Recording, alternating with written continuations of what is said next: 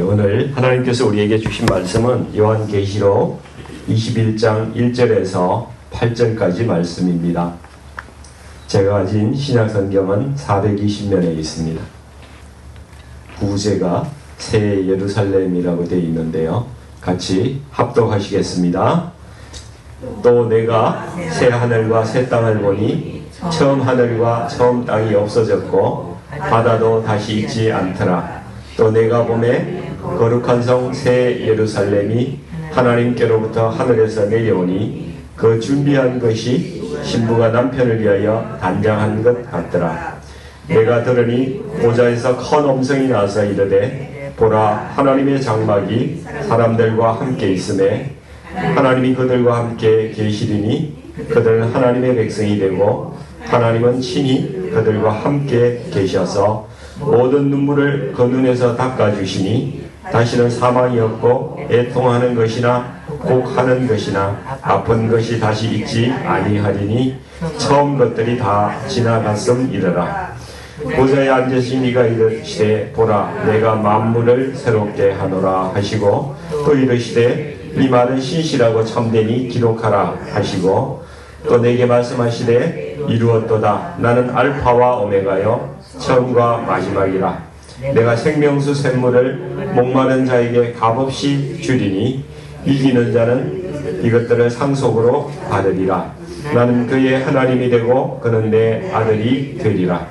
그러나 두려워하는 자들과 믿지 아니하는 자들과 흉악한 자들과 살인자들과 음행하는 자들과 점술가들과 우상 숭배자들과 거짓말하는 모든 자들은 불과 유황으로 타는 못에 던져지리니 이것이 둘째 사망이라.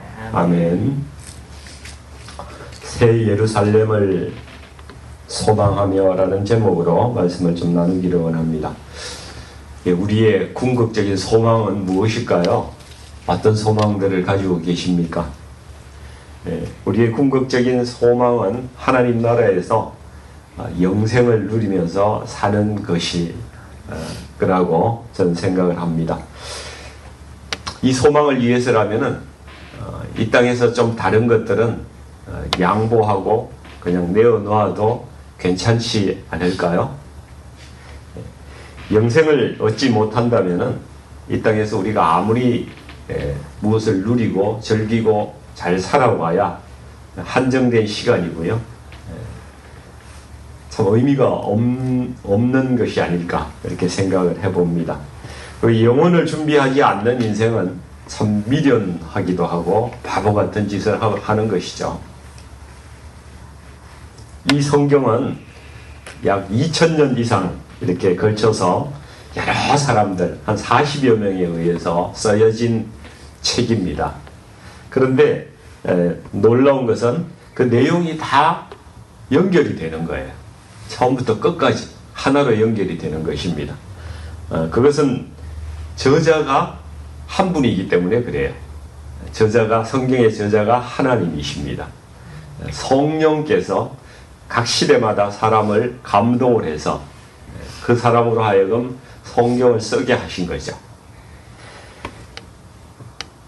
특히 오늘 이 요한계시록 이제 마지막 장 20장, 21장, 22장으로 끝나는데요.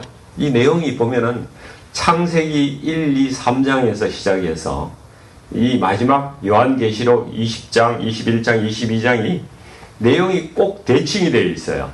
왜냐하면 창세기 1, 2, 3장은 우리가 창조가 된 이후에 하나님께서 주셨던 그 낙원이 상실되어 가는 과정을 자세하게 기록하고 있는데 이 요한계시록 마지막 석장은 이 낙원이 회복되는 과정을 기록하고 있는 거죠.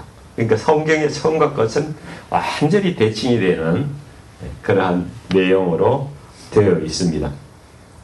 그래서 만물의 시작도 하나님이 하셨고 마무리도 하나님이 하시는 것입니다.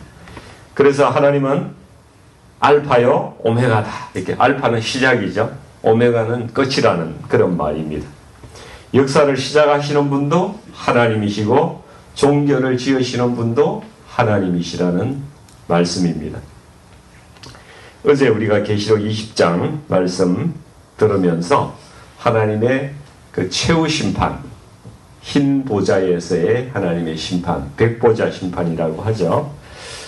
그 말씀을 저희가 들었는데, 구원받는 자와 구원받지 못하는 자는 분명하게 구분이 됩니다. 중간이 없어요. 하나님께 구원받은 자는 하나님의 만드신 새 예루살렘에 들어가고, 그렇지 않은 사람은 불못에 들어간다고. 중간이 있으면 괜찮겠는데 그게 없어요. 그런데 그 어제 20장 11절 말씀 보니까 최후 심판 때에 기존에 우리가 지금 발을 딛고 사는 이 땅과 하늘은 벌써 없어진 상태였어요. 땅이 없대요. 심판할 때 보이지 아니하더라 이렇게 말씀합니다. 그러면 우리가 살고 있는 이 땅과 하늘이 어디로 간 겁니까? 어떻게 되는 거예요? 앞으로 이런 것이 궁금하죠. 베드로후서 3장 12절 13절에 보면은 그 내용이 조금은 나와 있는데요. 이렇게 되어 있습니다. 하나님의 날이 임하기를 바라보고 간절히 사모하라. 그 날에 하늘이 불에 타서 풀어지고, 하늘이 불에 타버리고 다 풀어진다는 거예요. 불에 타버리면 아무것도 없어져요. 물질이 뜨거운 물에 녹아지려니와, 이 뜨거운 물에 우리 존재하고 있는 이 고체나 뭐 이런 것들이 다 풀어져 버린다는 거예요. 완전하게 변화되는 거죠.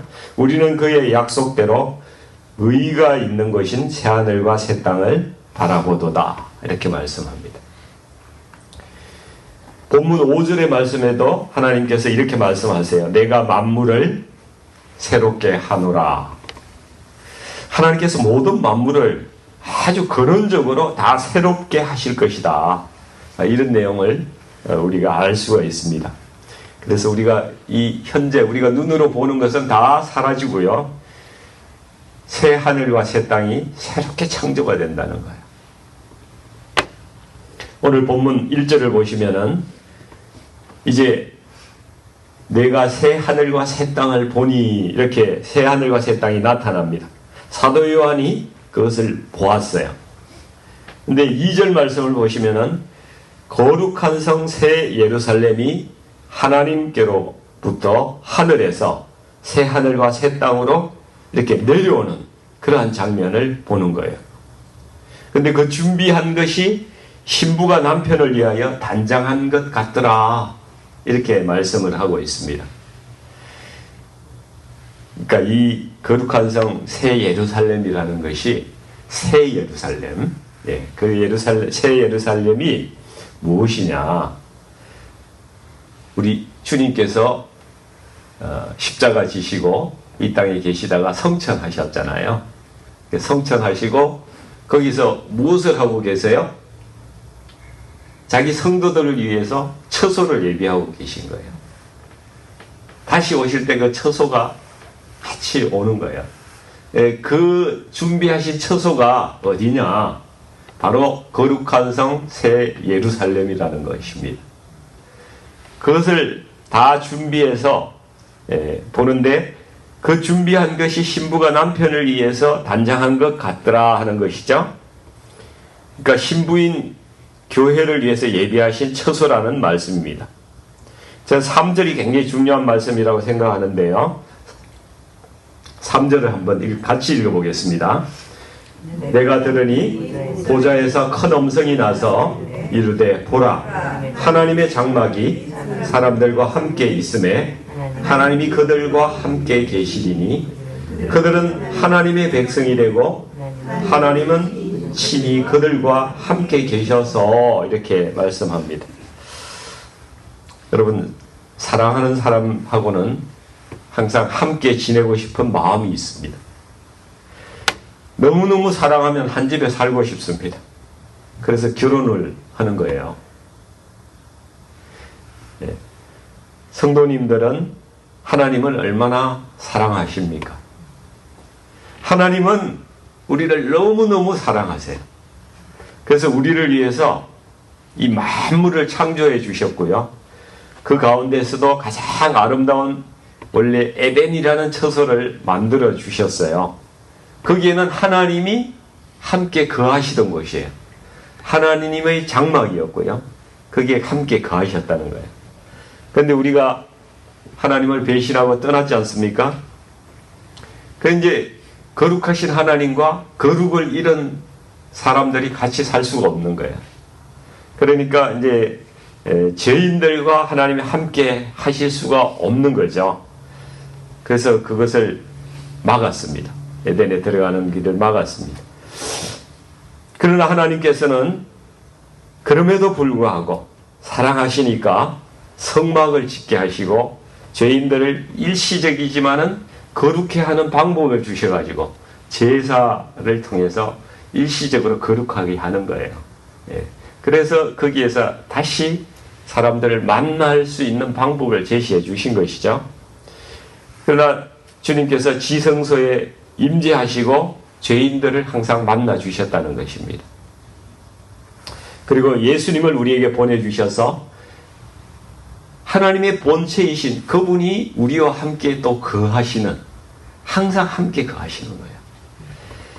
예수님이 성천하신 후에도 우리를 그냥 내버려 두지 아니하시고 또 성령 하나님을 보내주셔서 우리 성도들의 심령 가운데에 내주하셔서 계속 함께 계시는 거예요. 떠나지를 않으세요. 사랑하는 자를 위해서 끝까지 함께 하십니다. 하나님의 창조 이래로 한순간도 우리를 떠나신 적이 없어요. 우리를 사랑하시되 끝까지 사랑하시는 하나님이십니다. 그런 사랑을 하시는 분이 우리의 남편 되신 예수님이라는 거예요. 근데 오늘 이제 역사의 마지막, finally, 이제 하나님께서 영원히 우리가 함께 사실 처소를 만드셔서 새 하늘과 새 땅 거기에 내려 보내주시는 거예요. 그러니까 이게 요한이 그걸 봤어요. 하늘로부터 이 처소 거룩한 성 예루살렘이 내려오는 거예요. 그 장면을 봤어요. 그 크기가 여기 보니까 얼마나 큰지 나와 있는데요. 12,000 스타디온. 16절에 보니까 그 성을 청량하니까 12,000 스타디온이라고 그래요. 길이와 넓이와 높이가 같대요. 여러분, 길이와 높이와 넓이가 같은 게 뭔지 아십니까? 네, 성전에 가보면 지성소라고 있어요. 지성소. 하나님이 임재하셨던 곳. 거기는요, 가로, 세로, 높이가, 길이가 똑같은 곳이에요. 그러니까 이 이야기는 뭔가 하면은 이곳에서 하나님께서 임재하시는, 같이 임재하시는 그런 장막이라는 뜻입니다. 근데 12,000 스타디온이요. 얼마나 큰지, 뉴욕에서 LA까지가 2,800마일이라고 그래요. 근데 이 길이가 1,400마일. 한 미국을 횡단하는, 동서로 횡단하는 거리의 한 반 정도의 가로 세로가 있고요. 높이도 그렇다는 거예요. 세로는 캐나다 국경에서 플로리다까지가 거리가 되는 그 정도 길이의 섬이라는 거예요. 높이도 하늘로 1,400마일 정도가 되는 어마어마하게 큰, 이 성경에 나온 숫자를 그대로 인용한다면 그 정도의 크기의 예루살렘 성이 된다는 거예요. 이것이 새 에덴이에요. 새 에덴. 새로 만들어지는 에덴이라는 것입니다. 이 새 예루살렘 모형을 성경에서 계속 우리에게 보여주셨어요. 처음 낙원을, 에덴을 보여주셨고, 성소 안에 있는 지성소 보여주셨고, 그 다음에 성령님께서 오신 후에 이 우주적으로 교회가 만들어진 거예요. 교회. 이 교회가 바로 새 예루살렘인 것입니다. 예수님이 머리이시고 구원받은 성도가 몸의 지체가 되는 그 교회가 바로 새 예루살렘 성으로 나타나는 거예요. 그 교회가 새 예루살렘에 거하게 되는 것이죠. 11절을 한번 보실래요? 11절 말씀 같이 한번 읽어볼까요? 하나님의 영광이 있어 그 성의 빛이 지극히 귀한 보석 같고 벽옥과 수정같이 맑더라. 이렇게 말씀합니다. 새 예루살렘은 하나님의 영광이 거기에 있는 곳입니다. 그러니까 그 성이 빛이 나는데 아주 귀한 보석같이 빛난다는 거예요. 하나님께서 이곳에 임재하셔서 함께 하시기 때문에 하나님의 그 쉐키나의 영광, 하나님의 영광이 비치는 거예요. 성도가 예수 그리스도의 피로 거룩하게 되었기 때문에 이곳에서는 하나님을 보고서도 더 이상 죽지도 않고 아무런 해를 받지 않는 그런 거룩한 존재가 되는 것입니다. 그리고 이 남편 되신 예수님이 그 아내 된 교회 성도를 위해서 어떻게 해주시고 있는지 4절을 보십시오. 4절. 모든 눈물을 그 눈에서 닦아주시니 말씀하죠. 그러니까 우리가 새 예루살렘에 가면은 예수님께서 수고했다. 착하고 충성된 종아. 그러면서 등을 이렇게 두드려주고 안아주시면서 그 눈에서 눈물을 닦아주신다는 거예요. 네가 수고하고 애쓴 것 내가 하나도 빼놓지 않고 다 봤다. 잘했다. 그러면서 어려운 그 상황에서 네가 얼마나 힘들었니? 이제 다 끝났다. 모든 너의 수고가 다 끝났다. 이렇게 위로해 주시는 곳이 바로 새 예루살렘 성이라는 것입니다. 저도 결혼하고 나서 제 아내의 눈에 눈물을 많이 흘리게 한 것 같아요. 네. 눈물을 닦아주는 게 아니라 눈물을 많이 흘리게 한 것 같아요. 저를 포함해서 이 땅의 남편들은요, 아내의 눈에서 눈물을 많이 흘리게 해요. 그렇죠? 우리 장로님 안 그러셨을 것 같아요. 근데 우리 주님은 아내인 우리 성도들을 눈물을 닦아주신다는 거예요. 지난 아픔도 다 씻어주시고 슬픔도 씻어주시고 앞으로는 사망도 없고 애통도 없고 고할 것도 없고 아픈 것이 다시 없는 낙원이 처음 에덴보다 훨씬 더 좋은 에덴, 그것을 예비해 주신다는 거예요. 저는 이 말씀을 읽으면서 야, 살아있는 동안에 눈물을 닦아주는 남편이 돼야 되겠구나 그런 생각을 하기도 했는데 잘 되겠습니까? 우리는 부족하기 때문에 그렇습니다. 그러나 주님은 우리의 눈물을 닦아주시는 남편이 되십니다. 우리의 소망은 바로 새 예루살렘의 성에 들어가는 것입니다. 이 새 예루살렘은 창세기로부터 시작되었던 하나님의 모든 약속이 궁극적으로 성취되는 장소입니다. 다시 말하면 인류 역사의 마라톤 결성 지점이 되는 거예요.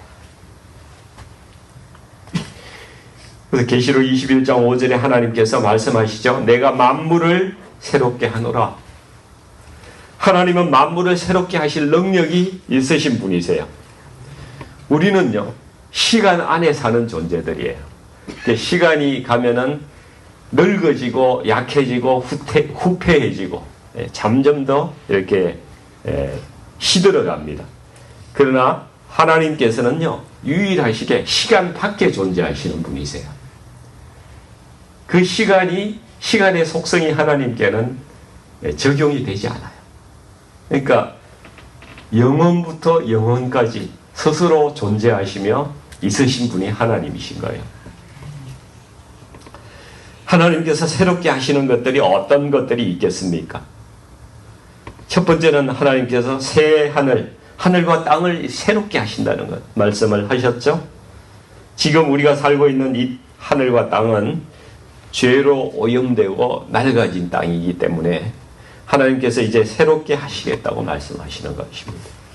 두 번째로는 우리의 타락한 심령, 그죠? 마음을 새롭게 하셔서 하나님을 찾게 하시고 그에게 구원의 복을 주신다는 것입니다. 6절 후반부를 한번 보십시오. 내가 생명수 샘물을 목마른 자에게 값없이 주리니 이렇게 말씀합니다.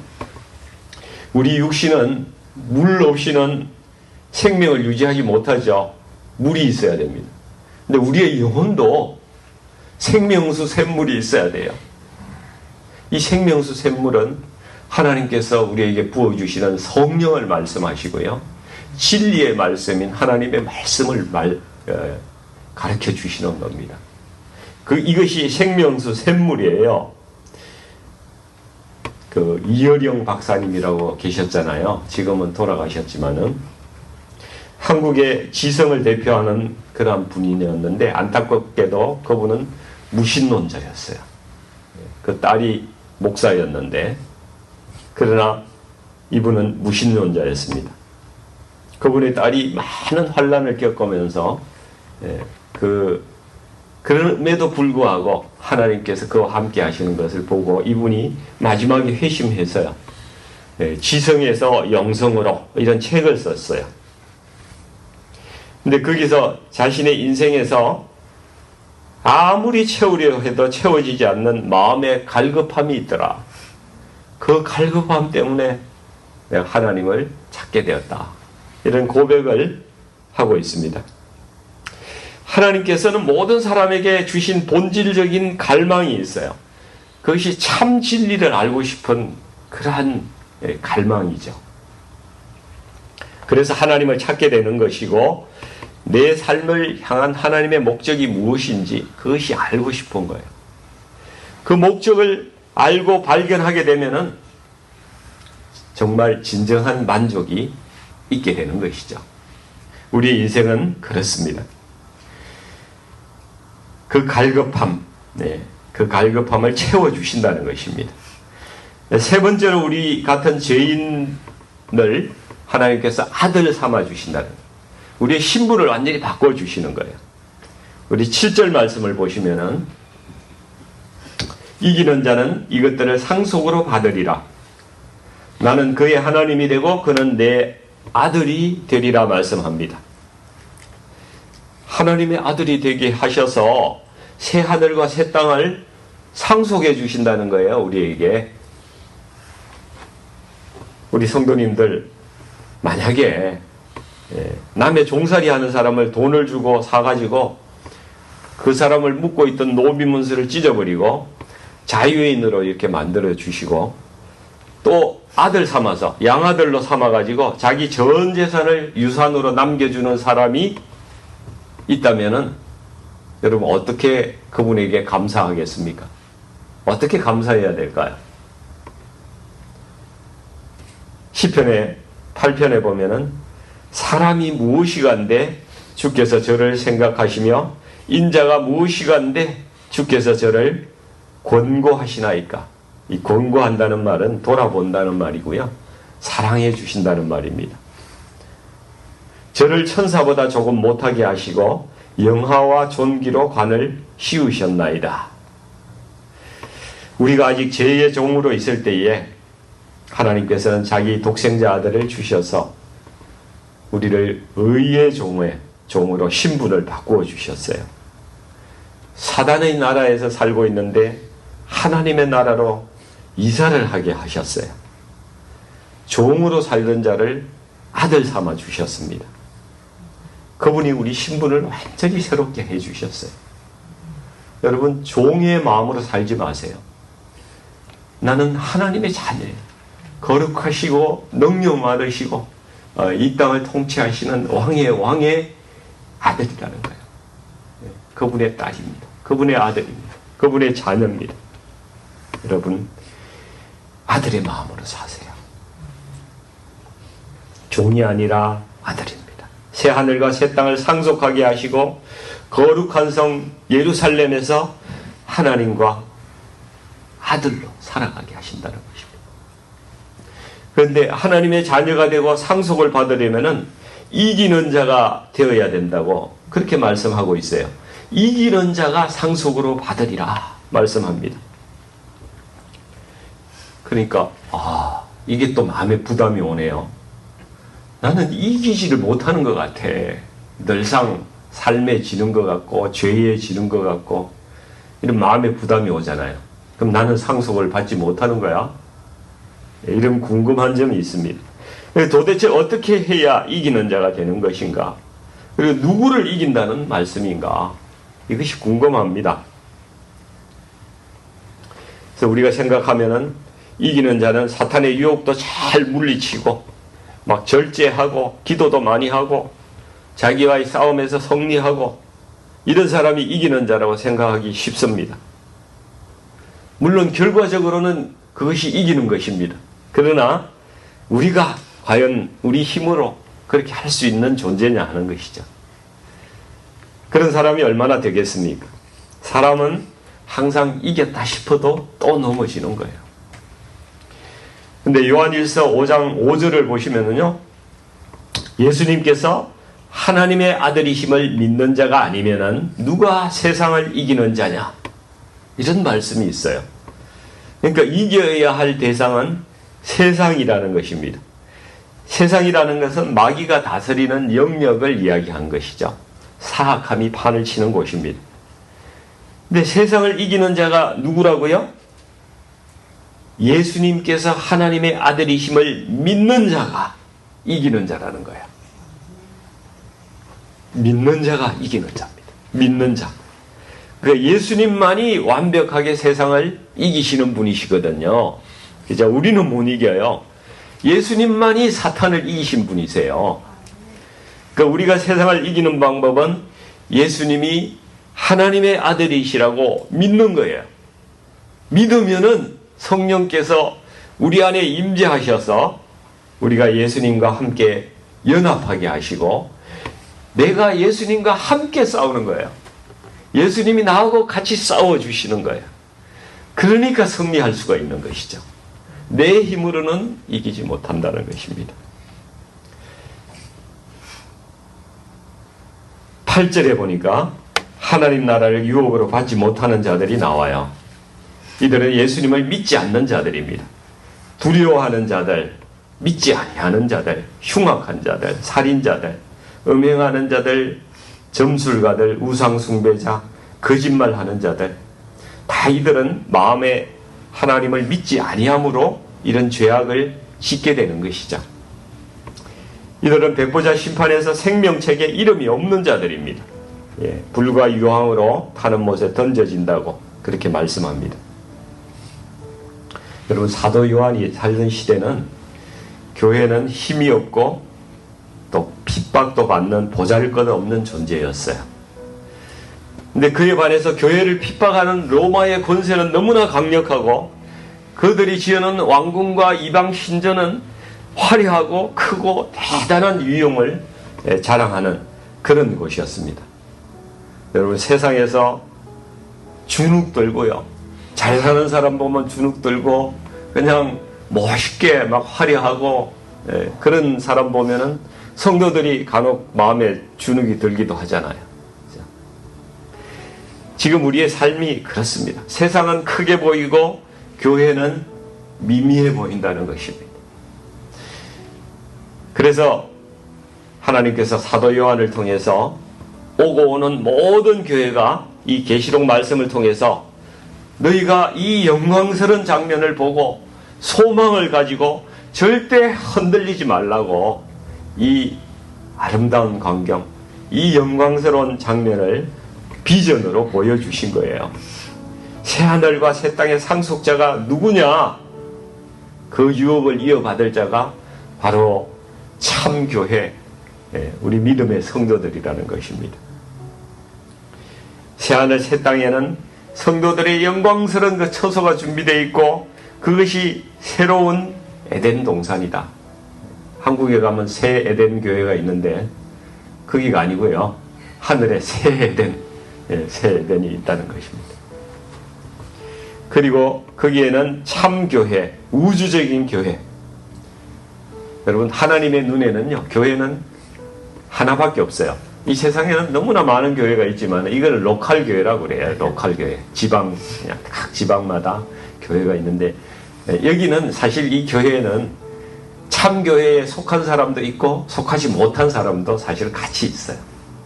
그런데 하나님이 보시기에는 그 모든 교회에서 참 성도로 이루어지는 단 하나의 교회만 있는 거예요. 그게 우주적인 교회예요. 하나님은 늘 그 우주적인 교회를 보고 계세요. 그 교회가 새 예루살렘의 실체인 것이에요.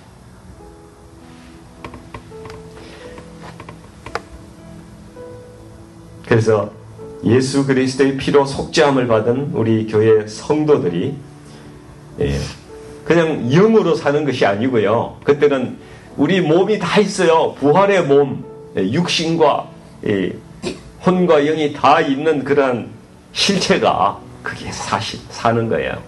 영으로 꿈꾸듯이 그렇게 존재하는 것이 아닙니다.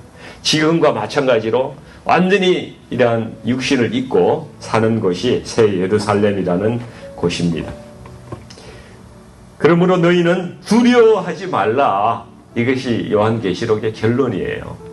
너희는 두려워하지 말라. 그래서 요한계시록은 소망의 책입니다.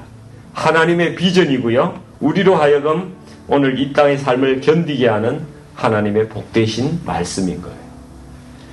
그래서 이 귀한 책 여러분들이 계속 읽으셔야 돼요. 읽고 또 읽고 그러면서 소망 가운데 오늘의 삶을 견디고 이겨나가는 그런 삶을 살아가야 하는 것입니다. 꼭 그런 성도님들 다 되시기를 축원드립니다. 기도하겠습니다. 아버지 하나님, 우리를 사랑하시되 끝까지 사랑해 주시는 우리 하나님을 저희도 사랑합니다. 지난 한 해 동안 하나님 어려움들을 또 많은 환경 가운데서도 지켜주시고 돌보아 주신 것 하나님 감사합니다. 태초부터 함께 하셨고 또 우리가 죄를 짓고 주님을 떠났더라도 우리를 버려두지 아니하시고 늘 언제나 우리를 찾아주시고 오늘도 함께 하시는 우리 주님 감사합니다. 아버지 하나님, 저희가 이 땅에서 아무리 힘들더라도 주님 믿고 의지하여 나갈 때 주께서 이 땅의 고난을 오히려 그 영광과 축복으로 바꿔주시는 그 주님을 소망하고 확신하고 그렇게 흔들리지 않는 그런 믿음으로 저희들이 나갈 수 있도록 아버지 하나님, 우리 모든 성도님들에게 힘을 더하여 주시옵소서. 그래서 우리 교회 모든 성도들이 거룩한 성 예루살렘 그 성을 소망하며 확신하며 오늘을 환난 가운데 살더라도 기쁨으로 이기며 살아갈 수 있는 복된 성도로 살아갈 수 있도록 하나님 축복해 주시옵소서. 예수님의 이름으로 간절히 기도드리옵나이다. 아멘.